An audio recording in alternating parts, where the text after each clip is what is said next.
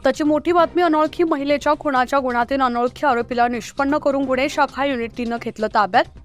Dighi police ठाण्याच्या हद्दीत 20 April 2024 रोजी झालेल्या एका 40 वर्षीय अनोळखी महिलेच्या गुन्ह्यातील आरोपीचा कोणताही सुगावा नसताना पिंपरी चिंचवड गुन्हे शाखा युनिट 3च्या पथकानं समांतर तपास करून ज्ञानेश्वर गजानन इंगाले वय वर्ष 31 राहणार इंद्रायणी घाट आळंदी तालुका खेड याला ताब्यात घेतलं. खून झालेल्या महिलेचं व आरोपीचे प्रेम संबंध होते, पण महिला इतर पुरुषांसोबत दिसून आल्यानं मनात राग धरून तिच्या डोक्यात दगड घालून खून केल्याची कबुली आरोपीनं युनिट 3च्या पथकाला दिली. सध्या परिसरात मोठ्या संख्येनं बाहेरील जिल्ह्यातून व परराज्यातून अनेक कामगार शहरी भागात आले असल्यानं अशा चुकीच्या घटना घडताना दिसतात. यावर पोलीस प्रशासन लक्ष ठेवून उत्कृष्ट कारवाई करत आहे. त्या गुन्ह्यातील उकलीबद्दल युनिट 3चे सर्व स्तरातून कौतुक होत आहे.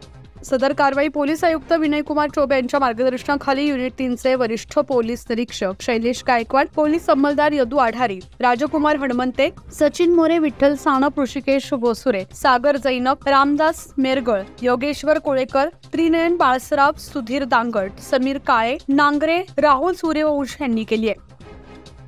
न्यूज 15 मराठीसाठी प्रतिनिधी आशिष ढगे पाटील, चाकण, पुणे.